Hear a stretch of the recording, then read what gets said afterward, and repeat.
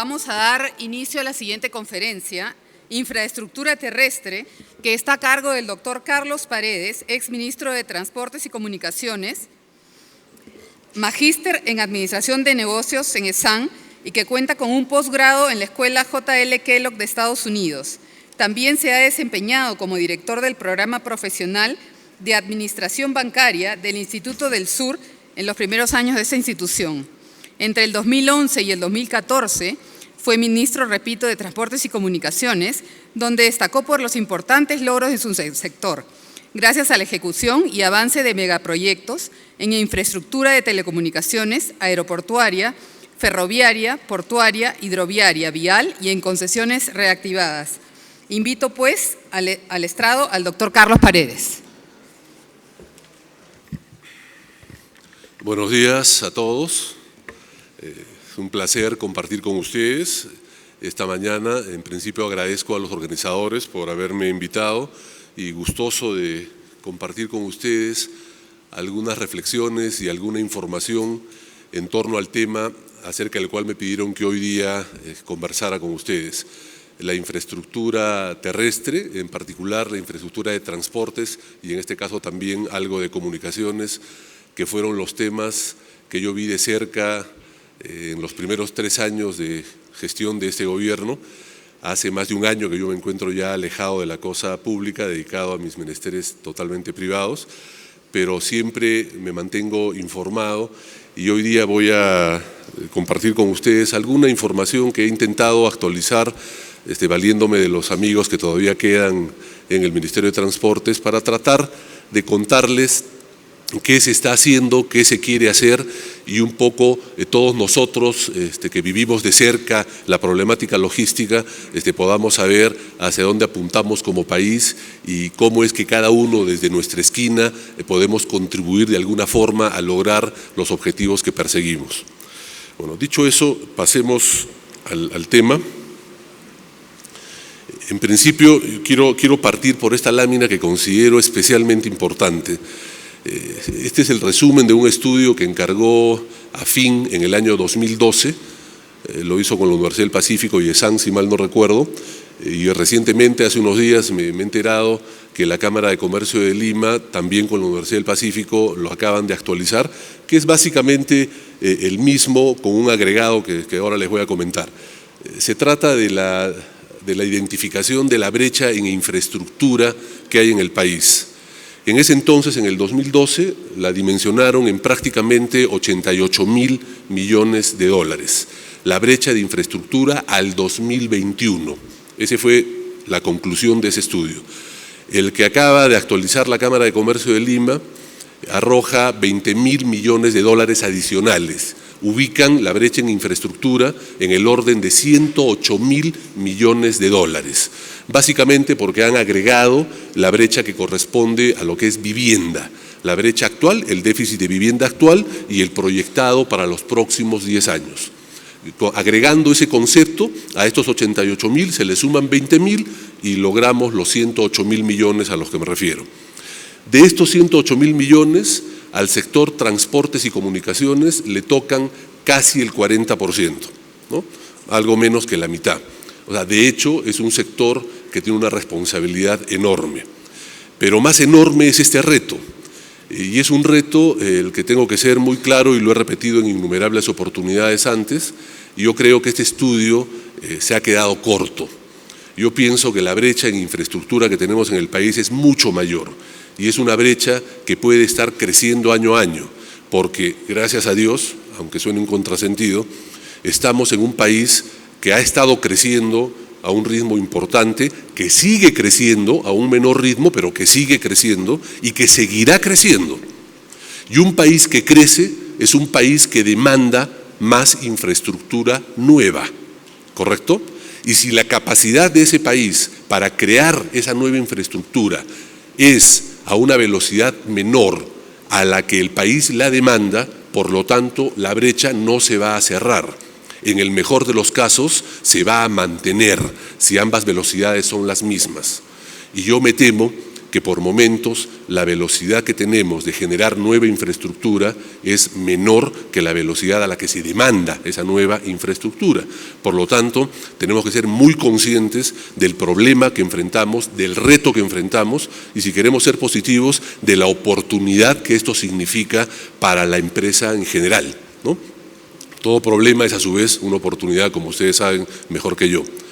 Y esto es básico de partida, porque si uno es consciente del problema que enfrenta, yo pienso que la mitad de ese problema está resuelto, si uno es consciente que lo tiene. Lo patético es cuando uno ni siquiera está enterado que tiene el problema. En este caso es clarísimo, ya se conocía esto desde el lado público, estudios como este han ayudado a precisarlo y a encontrar algunas falencias que nos hacen concluir lo que les dije. Pensamos que la brecha es mayor y si no hacemos algo pronto y bien hecho, esto puede ser trágico. Y digo, si no hacemos, me refiero tanto a la cosa pública como a la iniciativa privada, como vamos a ir viendo a continuación. Entonces, transportes y comunicaciones son responsables casi del 40% de esta brecha en infraestructura, que supera los 100.000 millones de dólares de cara a los próximos años, al 2021. ¿Qué es lo que se fijaron como objetivos hace básicamente 4 años, pensando en el quinquenio que ya está por acabarse y que debemos tener claro para saber cómo nos ubicamos nosotros en ese contexto? Asfaltar el 85% de la red vial nacional, que para algunos que no están en el detalle les puede parecer medio extraño. Yo les cuento que en el 2011, cuando tuve la oportunidad de asumir la responsabilidad en el Ministerio de Transportes, nos encontramos que solamente la mitad de la red vial nacional se encontraba pavimentada en el país, la mitad, en pleno siglo XXI. Y estamos hablando de la red vial nacional, no estamos hablando de todas las carreteras en el país, sino solamente esos 25.000 kilómetros que son las carreteras principales, que son la responsabilidad del gobierno central. Allí no entran, ¿no?, los otros 25.000 kilómetros de carreteras regionales, que están asfaltadas al 8% más o menos, ni los 100.000 kilómetros adicionales de carreteras vecinales, que solamente están asfaltadas al 2,5%. Las vías nacionales son los primeros 25.000, repito, responsabilidad del gobierno central y son las principales vías. En el 2011 solo la mitad se encontraban pavimentadas. Es por eso que uno de los objetivos estratégicos era que al 2016, acabado el quinquenio, por lo menos el 85% de esas vías nacionales se encontraran pavimentadas. El otro gran objetivo fue consolidar la red del Metro de Lima. ¿Y por qué Lima? Porque en Lima está prácticamente la mitad del PBI de la nación. Y si no hacemos algo para resolver el transporte de pasajeros en Lima, que está caótico, la productividad del país se va a afectar. Y eso lo vamos a ver más adelante. Tercer objetivo estratégico, inclusión digital. No puede ser que en pleno siglo XXI, en nuestro país, solamente 1/3 de las capitales de provincia, de las 190 capitales de provincia, solamente 1/3 tengan acceso a banda ancha. Y estamos en el siglo XXI. Por lo tanto, uno de los objetivos estratégicos fue, al 2016, todas las capitales de provincia de nuestro país deben tener acceso a la banda ancha. Y para eso había que invertir en la red nacional de fibra óptica, que era tender 13.500 kilómetros para poder darle la oportunidad de banda ancha, por lo menos a las capitales de provincia. Y finalmente el programa de puentes, que podría parecer no tan importante, pero lo es. No sirve de nada enfrentar los 25.000 kilómetros de vías nacionales si nos encontramos con que requerimos cambiar como 1.500 puentes, que son los que generan la conectividad en toda esa red vial a nivel nacional. Bueno, el propósito fue que al 2016 por lo menos unos 1.000 puentes de esos que son necesarios cambiar o colocar, ¿no?, o reinstalar, porque antes eran de una capacidad mucho menor y ahora se necesitaba algo mucho más grande para que no fuera un cuello de botella, se hicieran. De ahí la importancia de ponerlo como objetivo estratégico, porque si no iba a desmerecer el otro vinculado al asfaltado de la red vial nacional. ¿Cómo vamos con estos objetivos? En relación al primero, que es asfaltar el 85% de la red vial nacional, aquí hay un proyecto principal, que era la carretera longitudinal de la Sierra, ¿no? Como ustedes saben, mejor que nadie, ¿no?, el país no solamente es la costa, ¿no? El país también es sierra y es selva, y la sierra necesita estar conectada. En la sierra tenemos una vía de 3.500 kilómetros que va desde Vado Grande en la frontera con Ecuador hasta Desaguadero en la frontera con Bolivia, y es precisamente la carretera longitudinal de la sierra. Una carretera que hace unos años estaba asfaltada al 35% y que se puso como objetivo poderla tener 100% pavimentada al 2016. A diciembre del año pasado, ese objetivo ya se ha logrado al 84%.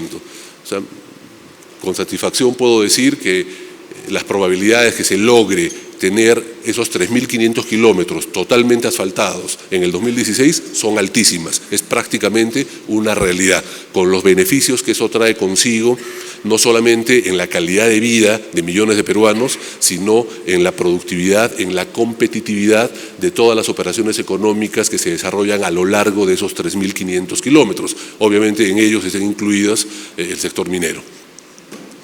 Además, la red vial nacional, que queremos que esté pavimentada al 85% en el 2016, ya está a diciembre del 2014 pavimentada al 76%.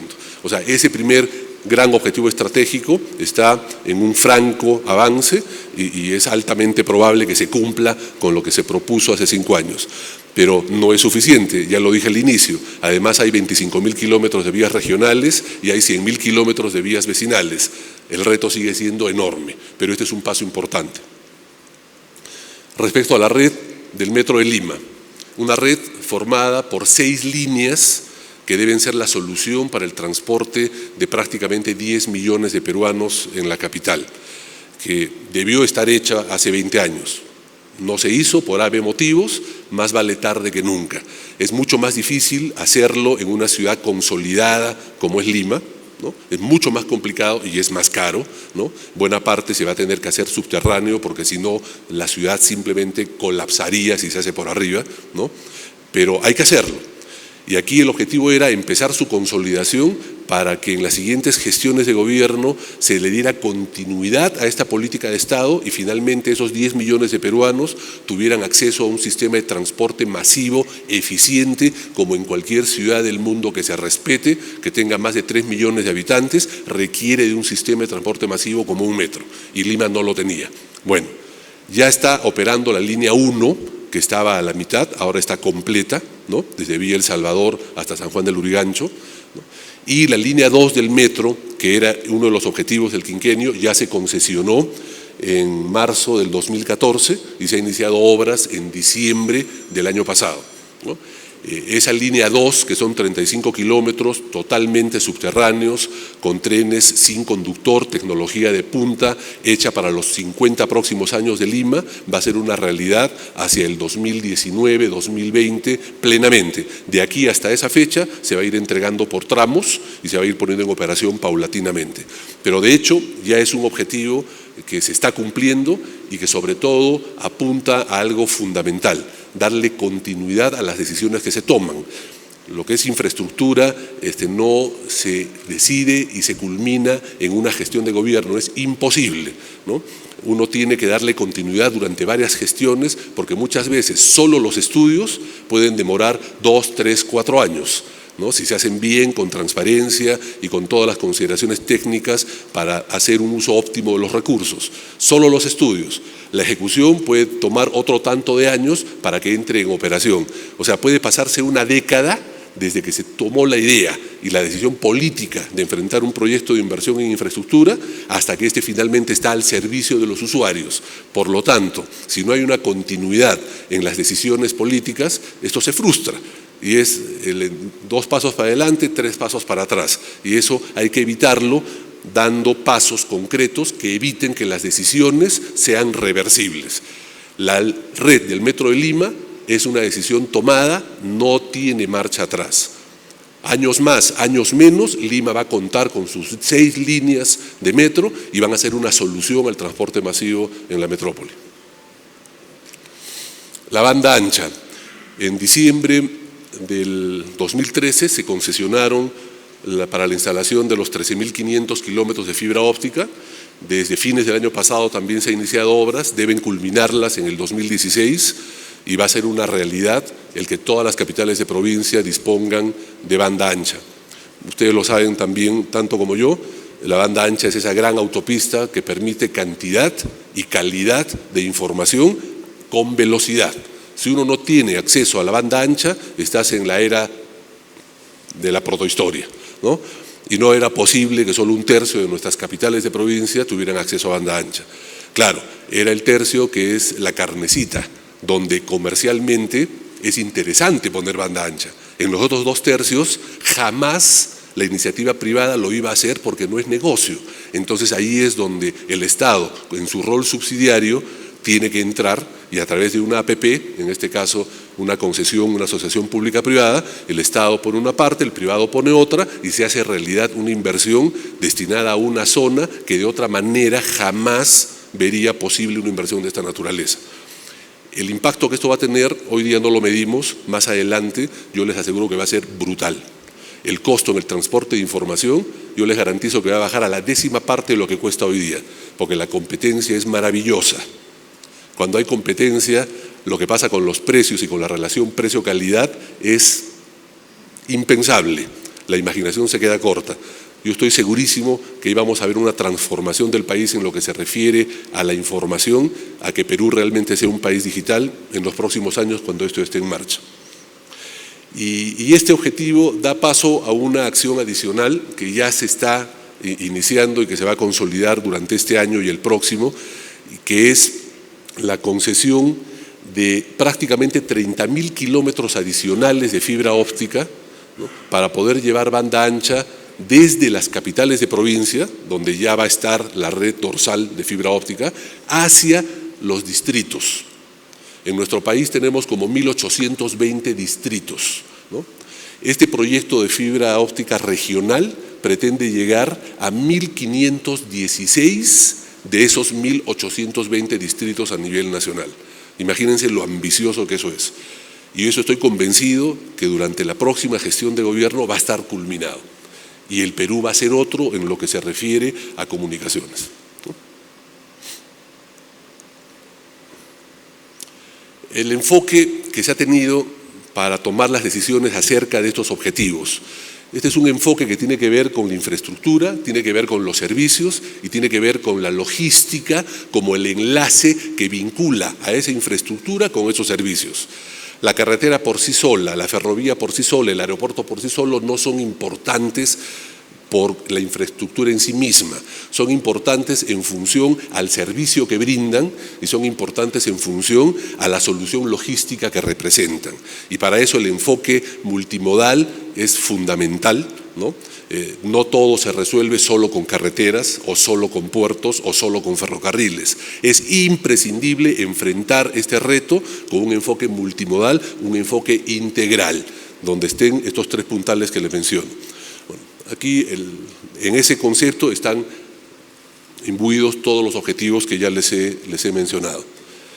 Un dato importante del por qué el tema logístico es clave en todo este contexto es ver algunas cifras, ¿no?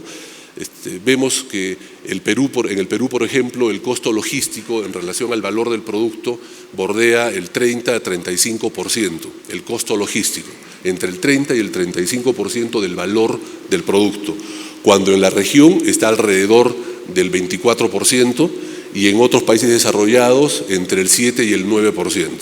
Definitivamente eso impacta en nuestra competitividad de una manera brutal y hay que resolverlo, ¿no?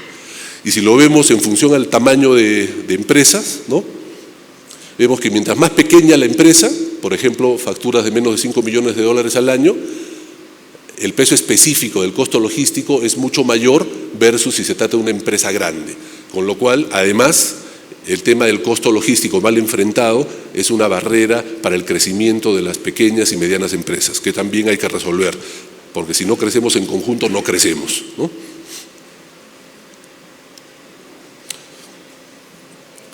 El reto del movimiento de carga en el Perú, y esto también lo quiero compartir porque ayuda a entender por qué se está haciendo lo que se está haciendo o se va a hacer lo que queda por hacer y cuál debiera ser la pauta a futuro. Lamentablemente en nuestro país, que no está en vías de desarrollo por casualidad, y donde no bastan los buenos índices macroeconómicos, sino también el desarrollo tiene que partir de las personas, donde están los políticos, los periodistas, los empresarios, el ciudadano de a pie. Todos tenemos que evolucionar para que finalmente seamos un país desarrollado, ¿no? En el tema de las grandes decisiones de infraestructura, esto parte del lado político y muchas veces depende qué alcalde o qué región o qué congresistas lloran mejor o tocan más fuerte la puerta o presionan mejor, y eso marca la pauta de qué se debe hacer. Triste, ¿no? Eso así no es como debería ser, pero lamentablemente es más frecuente de lo que uno se imagina.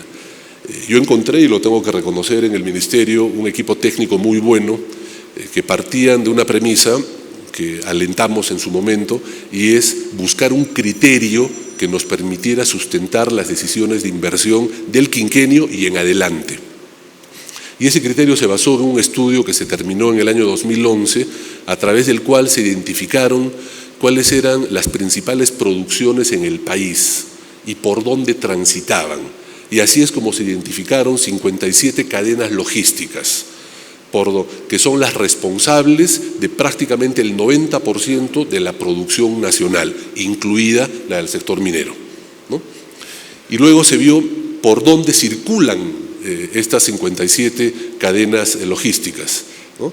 Que todas tienen como boca de salida los puertos y principalmente el del Callao, que concentra el 90% del comercio exterior, exportaciones e importaciones del país. 90% sale por una sola boca de salida.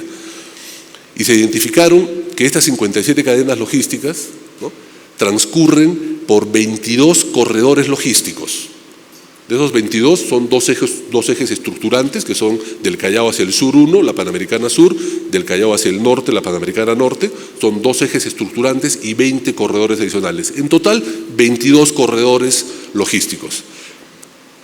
En esos 22 corredores logísticos transita el 90% de la producción nacional. Esa fue la conclusión. Por lo tanto, había que priorizar las inversiones en infraestructura en esos corredores logísticos. Y no solamente pensando en la infraestructura, sino, como dije al principio, infraestructura, servicios, logística, ¿no? Si no se hace de esa forma, lo que estamos haciendo es poner parches, es trabajar para la foto de corto plazo, ¿no es cierto?, pero no estamos atacando el problema estructural del país. No tenemos la competitividad que queremos, entre otras razones, porque nuestros costos logísticos no son los que deberían ser.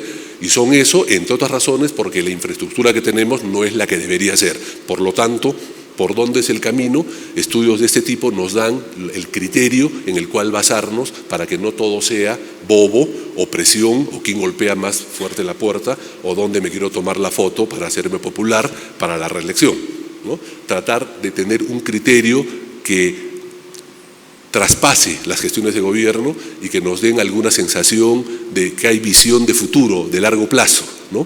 Porque, insisto, los proyectos que se decidan hacer ahora probablemente recién se empiecen a ejecutar de aquí a 5 años o más y se terminen de construir en 4 años adicionales, y recién al cabo de una década van a estar al servicio del usuario. Por lo tanto, si la decisión política no se toma ahora, ¿no?, de aquí a 2 o a una gestión de gobierno se van a estar rasgando las vestiduras. Eso es fundamental, ¿no? Bueno, dentro de estas cadenas logísticas se ubicaron las de minerales. No voy a contarles lo que ustedes saben mejor que nosotros: oro, plata, hierro, cobre, zinc, estaño, plomo, por dónde transitan. O sea, fue parte del estudio también el identificar en el sector minero cuáles eran esos corredores logísticos, para también tratar de que las decisiones vinculadas a infraestructura resolvieran o intentaran resolver el problema que enfrentaba ese sector, ¿no? Dentro de esto les he hablado de la carretera longitudinal de la sierra, que respondió a este enfoque. Ya me he explayado al principio acerca de lo que significan estos 3.500 kilómetros. Hoy día ya están con un avance, estamos hablando del de la costa, me he confundido. En el de la costa, vamos en orden, aquí algo importante, que es nuestra principal carretera, la Panamericana, ¿no? Y que pensamos, muchos piensan que bueno, pues ya suficiente con la Panamericana. Señores, la Panamericana no es lo que parece. solamente el 25% tiene doble calzada.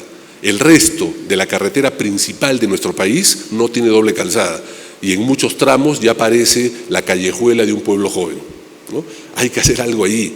Tenemos que apuntar a que lo más pronto posible, desde Tumbes hasta Tacna, toda la carretera panamericana sea de doble calzada.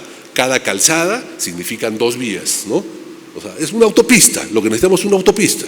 Eso no va a ser la solución, ¿no? Pero es algo que se tiene que hacer. O sea, un país como el nuestro no puede tener su principal vía terrestre en las condiciones en las que todavía está. ¿Qué es lo que falta hacer allá? Además de las 5 concesiones ya otorgadas, hay 2 por otorgar. El tramo desde Ica hasta el desvío Quilca, que es Camaná, ¿no? Porque hasta Ica ya es una realidad, ¿no? Los que pasan por el sur ya lo saben, ¿no?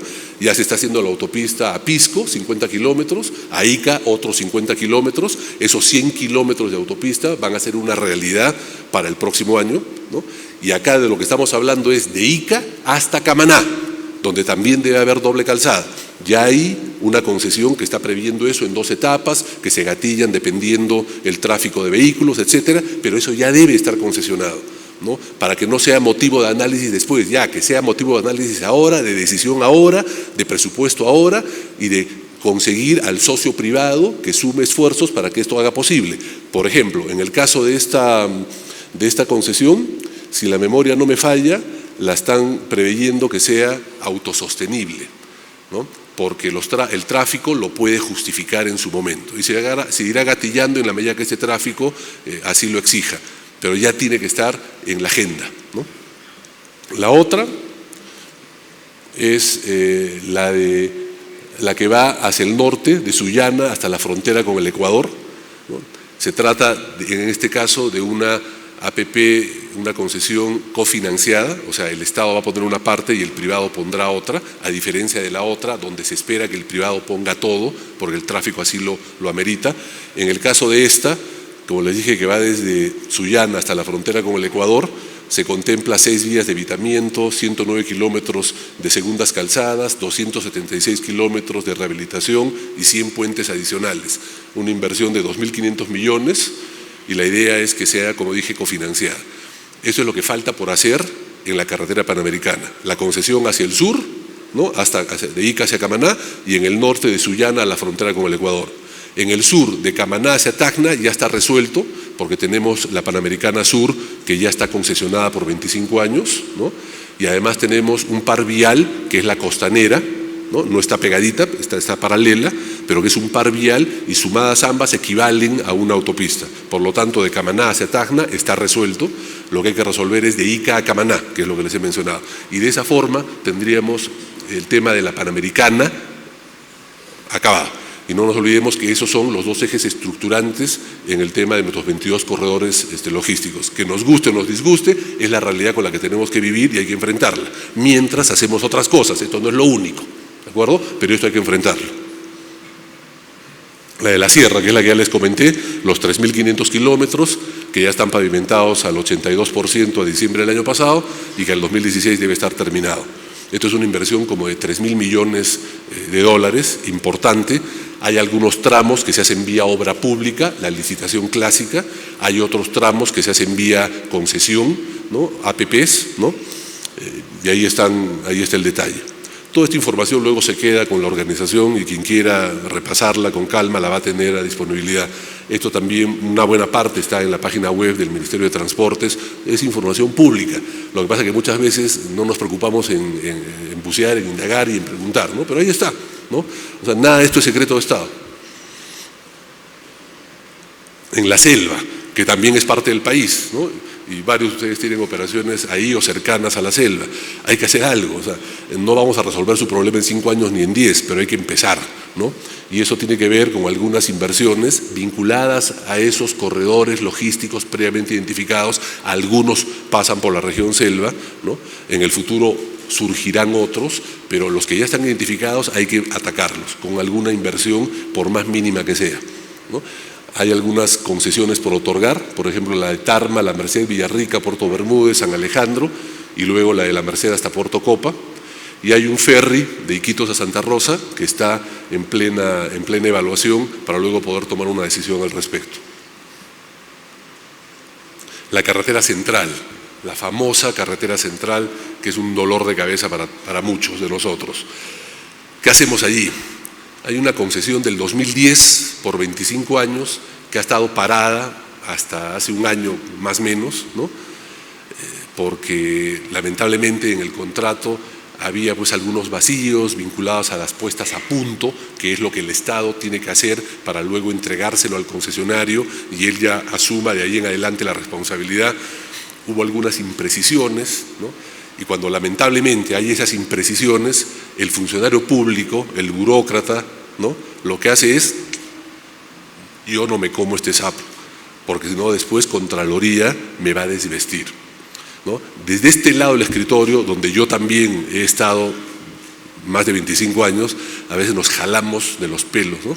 ¿Pero por qué? Que se pongan los pantalones, que firmen, que decidan.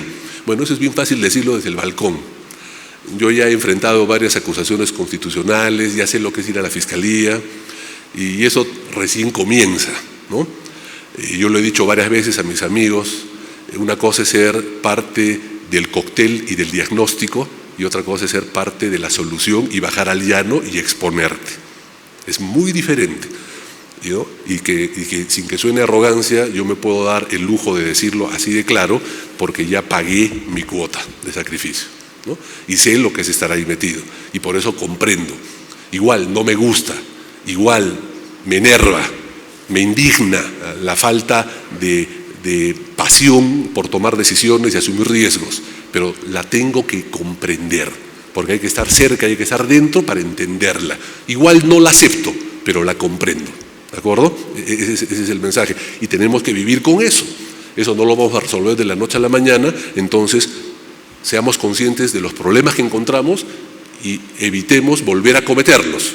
Dicen que el hombre es el único animal que se equivoca varias veces, ¿no? Y a veces somos muy humanos, nos equivocamos más de una vez, ¿no? Pero hay que intentar no hacerlo.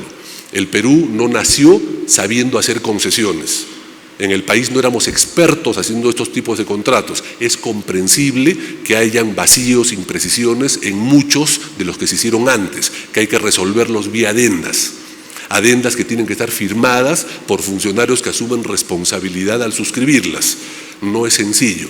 Bueno, moraleja: en las que hagamos de aquí en adelante, aprendamos de esos errores para evitar enfrentar esos mismos inconvenientes luego, ¿no? El caso de la carretera central es un caso típico.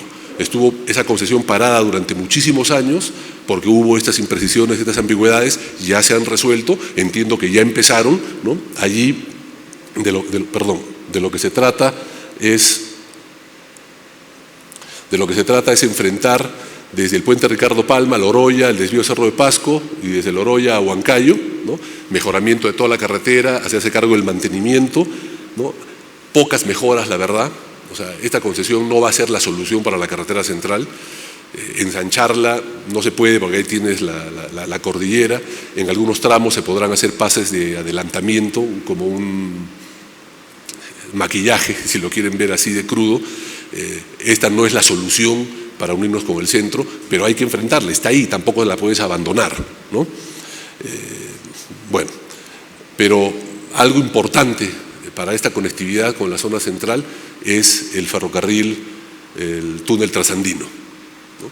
Algo que también ha estado ahí olvidado y durmiendo el sueño de los justos. Hoy día ya el perfil se terminó, ya están por contratar, es lo que me han comentado, el estudio de factibilidad, que eso es clave.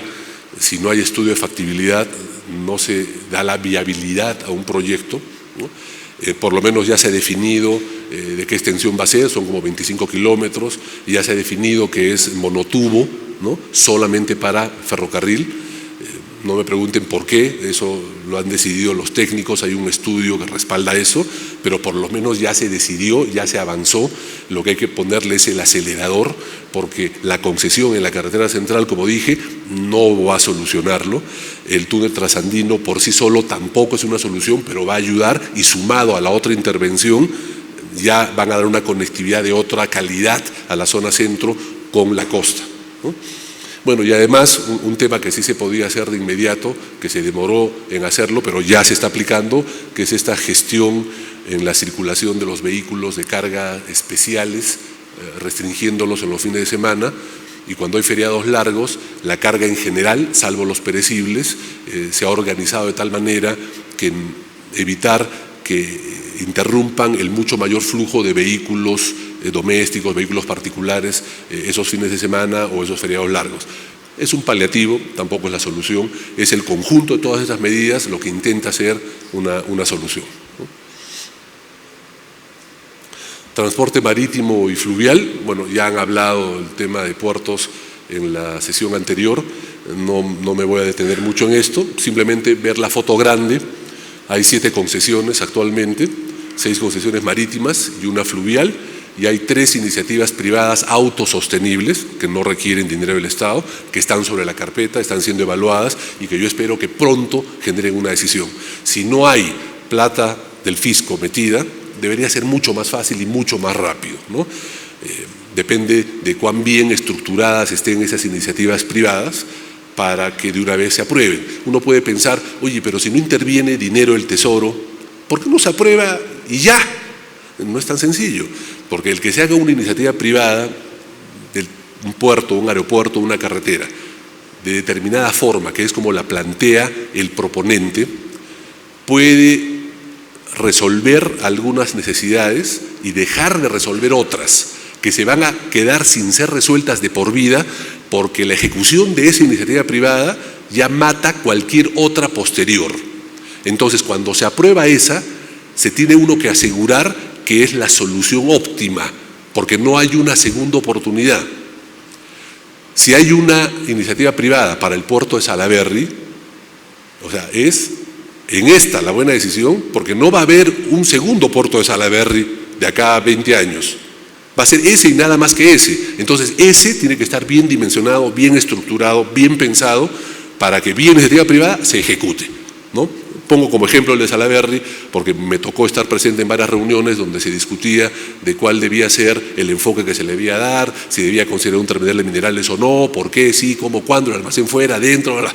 Bueno, todo esto, el proponente, si toma en cuenta sus intereses y los intereses del entorno y lo que está pensando el Estado para aprobar o no aprobar esa iniciativa, y todo eso está bien concebido en la propuesta, eso ayuda muchísimo a que la decisión fluya, más aún si no hay dinero del Estado de por medio, ¿no?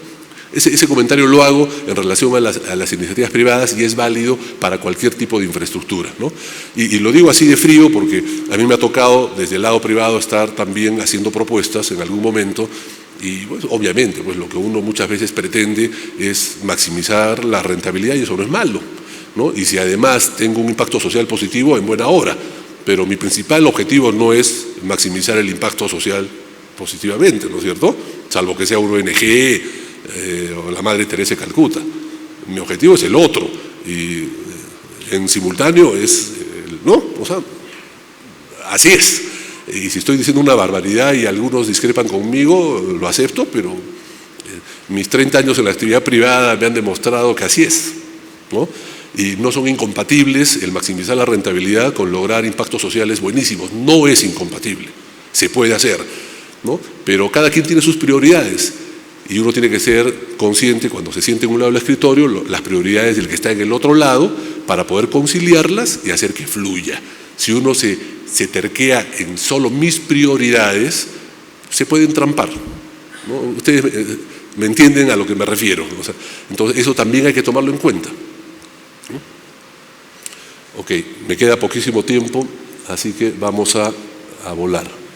Las intervenciones en la selva ya les mencioné, solamente agregar aquí algo que considero que va a ser importante, que puede marcar una diferencia en la selva, es 2.500 kilómetros de hidrovías en los principales ríos de la selva, donde se van a hacer dragados, sistemas de ayuda para la navegación, a cargo de una concesión privada, cofinanciada.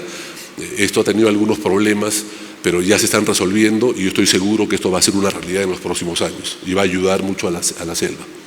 Transporte aéreo, ¿no? El Jorge Chávez, que necesita la segunda pista y el segundo terminal de pasajeros ya, ¿no? Bueno, ya está eso, ya empezó, o sea, eso se va a tener en el corto plazo también, ¿no? No puede ser que ahora tengamos que sumar a lo que estamos en el aire, el estacionamiento en el aeropuerto pues durante 10, 15 o 20 minutos, porque ya está saturado, ¿no? Esa es una buena noticia para el Perú. Estamos en pos de ser un verdadero hub aeroportuario, pero necesitamos más infraestructura porque si no Bogotá nos gana, ¿no? Porque no están con los brazos cruzados. La única ventaja que tenemos es que Lima está más al nivel del mar y Bogotá más arriba, porque si no hace rato nos hubieran pasado por encima. Santiago no es un problema, ¿no? Pero Bogotá sí podría hacerlo y hay que ponerse las pilas.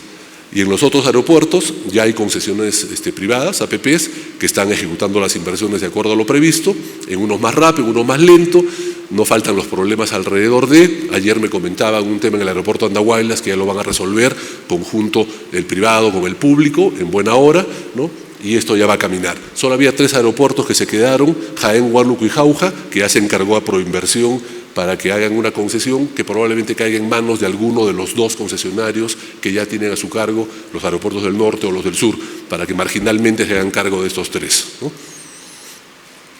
Ferrovías. Hace 100 años teníamos más de 4.000 kilómetros de ferrocarriles, hoy día no llegamos a los 2.000. En 100 años hemos involucionado en infraestructura ferroviaria, ¿no? Y somos un país minero donde el transporte ferroviario debiera ser, de hecho es el más eficiente. Acá hay mucho por hacer, ¿no? Acá hay un listado de los proyectos que están actualmente en agenda, no son todos los que son, ¿no?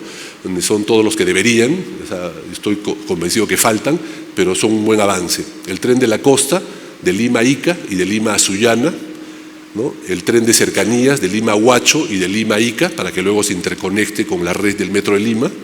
El tren macho, pequeñito, de Huancayo a Huancavelica, ¿no? El corredor ferroviario bioceánico, ¿no? Que nos una con Bolivia, y el corredor bioceánico con Brasil, ¿no? Que son 2 proyectos, sobre todo el segundo, enormes, ¿no? El segundo es 1.200 kilómetros, está China, Brasil, declaraciones auspiciosas, creo que muy políticas para la foto, ¿no? Vamos a ver qué pasa ahí, Yo he escuchado hablar de este proyecto desde que entré al ministerio, pero nadie decía quién ponía la plata, ¿no? Todos ponían el financiamiento, yo también me ponía en la cola, pero bueno, en todo caso ya está en la agenda, ¿no? Y a nivel urbano, la línea 3 del metro, que se debiera de adjudicar el próximo año, y la línea 4 del metro que viene a continuación, eso en el corto mediano plazo, ¿no?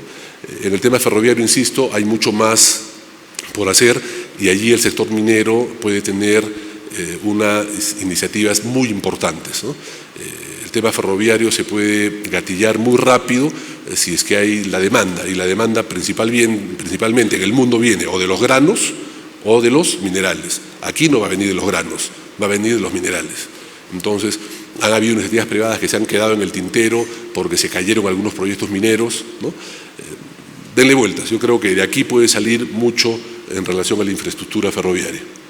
Puentes, ya lo dije, 1.000 puentes, es súper ambicioso. En todo el quinquenio pasado se hicieron casi 400 y en este se pretenden hacer 1.000, o sea, eso para medir la dimensión del reto. En carreteras, en todo el quinquenio pasado se pavimentaron como 3.500, bien sumadas. En este quinquenio se van a hacer como 7.500, más del doble, o sea, ese es el tamaño del reto. Y en el quinquenio pasado se hizo mucho, y eso hay que aplaudirlo. En este se va a hacer mucho más, también hay que aplaudirlo, pero lo que falta es muchísimo más. Por eso les recuerdo la lámina inicial, la brecha de infraestructura que enfrentamos en un país que sigue creciendo, ¿no? El proyecto Perú es un tema de vías en las regiones, que no me voy a detener. También se están atacando las vías regionales en coordinación con los medios regionales. Hay proyectos muy ambiciosos a través del proyecto Perú, que es no pavimentar gastando pues $1 millón por kilómetro, sino pavimento económico donde el tráfico todavía no justifica poner la carpeta asfáltica completa, ¿no? Sino un pavimento económico que genera que haya más tráfico y eso a su vez provoca la siguiente intervención ya de otro nivel. Ese es el concepto del proyecto Perú que se está haciendo a nivel nacional y con muy buenos resultados. Comunicaciones, ya lo mencioné, la red nacional de fibra óptica, los 13.500 kilómetros que van a ser una realidad en el 2016, y a continuación las redes regionales, que son otros 30.000 kilómetros de fibra óptica que van a hacer que el Perú realmente pueda ser un país digital. Esto son una pincelada de lo que en infraestructura yo les puedo comentar, qué se encontró, qué se ha hecho, qué se está haciendo, qué se pretende hacer, y en ese contexto yo los invito a que cada uno de ustedes reflexione en función a sus proyectos, a su realidad empresarial, cómo encajan, cómo no encajan, toquen la puerta, insistan, exijan, conversen, dialoguen, muestren su necesidad, digan dónde pueden ayudar, dónde no pueden ayudar, tomen las iniciativas que puedan tomar pensando en los intereses y expectativas de la otra parte también, para que las suyas se puedan cumplir y hacer que esto funcione. Y sobre todo, no perdamos la esperanza. Somos un país con muchísimas necesidades, pero que está haciendo cosas, no nos estamos haciendo los muertitos, ¿no? Que nos faltan muchas otras por hacer, es verdad, y que las tenemos que hacer todos juntos, los que estamos del lado privado y los que están del lado público, es una realidad inocultable que ya nadie se atreve a cuestionar. Pensar de otra forma sería estar pecando de ingenuo o de tonto, y creo que ya no estamos para eso. Muchísimas gracias por su paciencia.